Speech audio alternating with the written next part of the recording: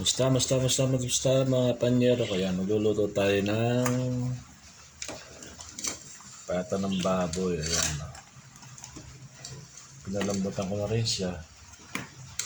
Ngayon, lalagay natin yung ating asin. Sa halip ng sampalok, bayabas ang lalagay natin. Ayan, bayabas, may sibuyas at mayroon siyang sili.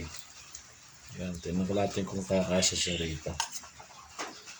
Para yatang maliit yung aking lutuan. Yan, ang asin natin panyero sa pata ng baboy ay bayabas. Binayabasan. Tapos lalagay na rin natin yung sitaw. Kasi medyo matagal pa lambutin yung sitaw na yan. Sabayin na natin. Yan.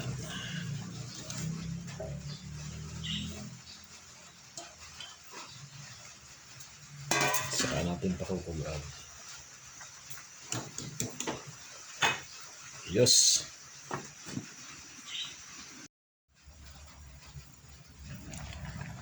Yun, pwede na. Lagyan natin panyero ng pagpalasa. Lagyan natin magpalasa bechin. Bechin na yan. Konti lang yan.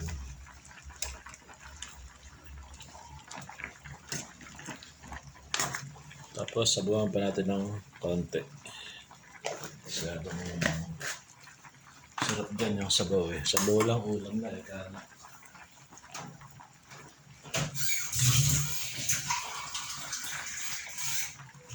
Dagdagan natin ang sabaw.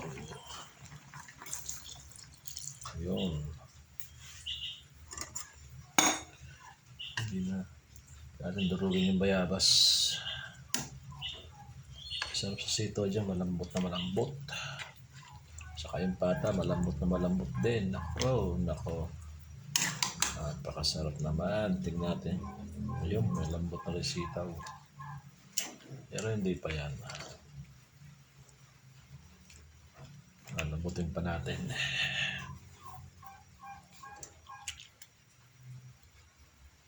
Tikman natin.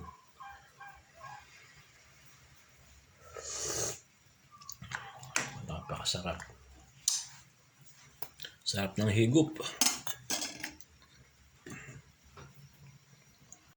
Ito pa ang magpapasarap dyan sa ating binayabasang pata panyero. Ito, nasito na.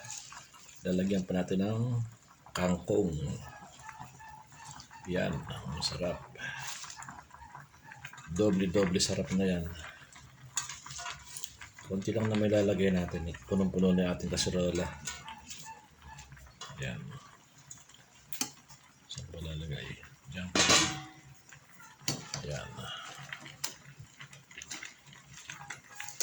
Lalong sasarap yung ating pata ngayon. Binayabasang pata ng baboy. Yan o.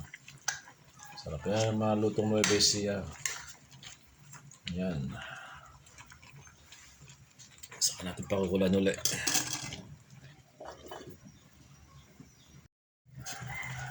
Ayun, nagkayari panyero. Okay na siya. Oh, lambot ng sitaw. Tikman natin ngayon yan.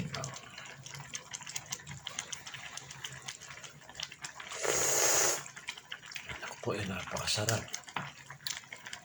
Sabaw pa ng ulam na. Tingnan nyo oh. Ayan. Ang ating binayabasang pata ng baboy o mayroon sa sitaw sa kangkong. Ayan. Ay napakasarap panyero. Subukan nyo at napakasarap nyo. No? Pero bago nyo subukan, mag-subscribe muna kayo kay panyero. Ayan. Okay. Salamat sa panonood mga panyero ko. Ayan. Napakasarap ng ating ulam.